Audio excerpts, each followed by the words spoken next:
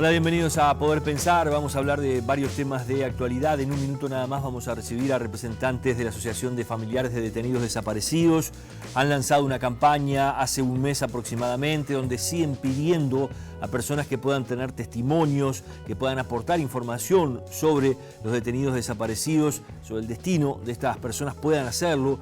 Han habilitado una línea telefónica, han hecho acuerdos allí con la propia iglesia, con las sinagogas, para que quienes quieran aportar información lo puedan hacer a través de esos caminos sin tener que identificarse. Lo vamos a hablar con ellos y qué respuesta han tenido en este mes. Vamos a estar también con el economista Ignacio Muncho para hablar de la economía local, de las proyecciones de crecimiento que hace el gobierno, de lo que se ha conocido del PBI y su caída en el segundo trimestre del año, lo que está pasando con Brasil, los uruguayos que vuelven a comprar masivamente en la frontera, donde el real se ha depreciado de una forma muy importante, donde hoy un dólar está a más de 4 reales, una cifra realmente histórica, y cómo le está pegando eso al Uruguay. Lo vamos a hablar con él y qué medidas puede tomar el gobierno uruguayo ante esta situación. En el cierre vamos a hablar de las empresas autogestionadas, qué ha pasado con el famoso FONDE sobre el que tanto se discutió, cuál iba a ser su destino a partir de este nuevo gobierno de Tabaré Vázquez, el FONDE que fue creado durante el gobierno de José Mujica y que ya ha alentado a más de 25 proyectos. ¿Cuánta gente está trabajando en esos proyectos? ¿Cuáles son los que están a la espera justamente de que se reactive este fondo de desarrollo? Que recordemos, a través de una ley se va a institucionalizar. Esa ley ya fue aprobada en el Parlamento y ahora se está reglamentando en el Poder Ejecutivo. Pero comenzamos viendo lo que ha pasado en una semana muy especial, muy marcada en estas últimas horas por lo que pasó en el desalojo del Codicen, con enfrentamiento entre manifestantes y la policía, con varios heridos, detenidos que luego fueron liberados. Lo vemos en este resumen de la semana de Poder Pensar.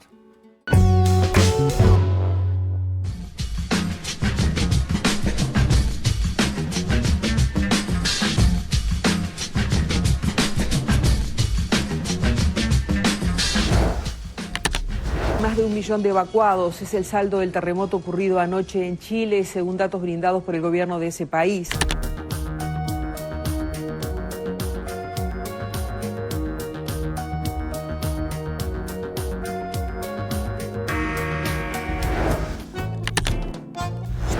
El ministro de Economía, Danilo Astori, dijo que el déficit de ANCAP se explica por los costos de mano de obra, por el aumento en el número de funcionarios y del salario real.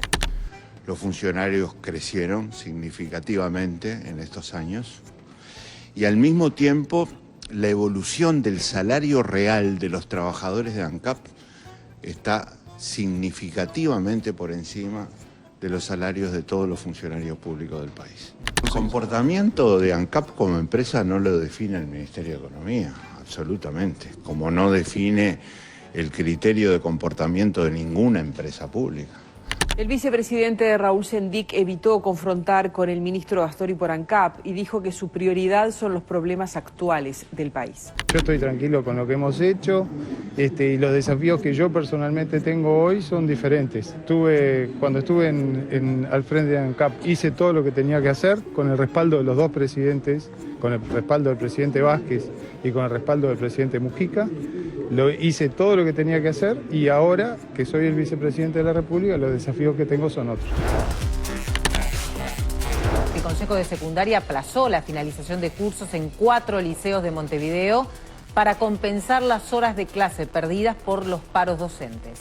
Los liceos que aplazarán su fin de cursos serán el Miranda, el Zorrilla, el Liceo 61 y el 65. En esos centros de estudio, las clases finalizarán el 28 de noviembre. El Papa Francisco celebró una histórica misa en la Plaza de la Revolución de La Habana, allí en Cuba. El servicio siempre mira el rostro del hermano, toca su carne, siente su proximidad y hasta en algunos casos la padece y busca la promoción del hermano.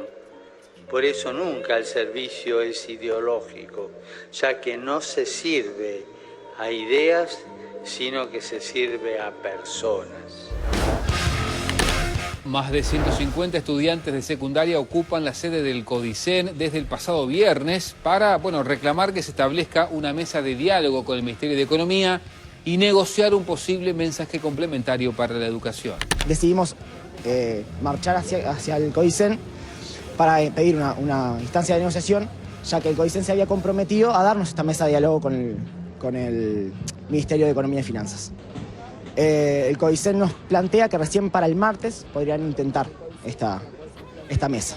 Continuamos apostando al diálogo, pero quiero resaltar algo que me parece importante. Los centros educativos están trabajando todos con absoluta normalidad y ese es el centro, el núcleo, digamos, el cerno del sistema educativo. Si eso funciona bien, lo demás seguramente tengan posibilidades de funcionar mejor. 2 incidentes violentos ocurrieron en la noche de este sábado en 2 hogares del Sistema de Responsabilidad Adolescente.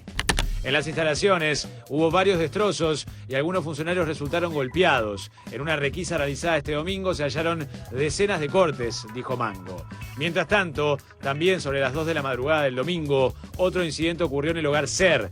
2 funcionarios que acudieron al llamado de los jóvenes fueron tomados de rehenes por unos minutos en lo que fue un claro intento de fuga, según el trabajador. La defensa de Amodio Pérez apeló el fallo e insiste con la inocencia del ex Tupamar. Entendemos que esto no está probado de ninguna manera. Ella dice en un momento incluso que las versiones, como no son contradictorias entre sí, eso las daría por ciertas cosas que nosotros rebatimos por entender que son cosas que pasaron hace 40 años, hay muchos libros escritos, es no más que razonable que las versiones sean todas similares. También decimos, como ya hemos dicho, que está prescripto y de ninguna manera, y eso lo explicamos a cabalidad, Héctor Amodio Pérez estaría comprendido en la ley de caducidad. Para terminar, decimos muy enfáticamente que cualquier detención realizada por militares en el año 1972 era plenamente legítima. Colombia y Venezuela acordaron este lunes la normalización de sus relaciones después de un encuentro en Quito en el que el presidente Vázquez participó como mediador. Y me complace muchísimo poder restablecer este diálogo con Venezuela, porque como lo hemos dicho tantas veces, cuando 2 mandatarios tienen diferencias, quienes sufren son los pueblos. ¿Quién triunfó hoy? Triunfó la sensatez, el diálogo y lo que debe triunfar siempre, la paz. La paz entre nuestros países, entre nuestros pueblos. La sede del CODICEN quedó desalojada anoche tras violentos incidentes entre la policía, estudiantes, gremialistas y radicales.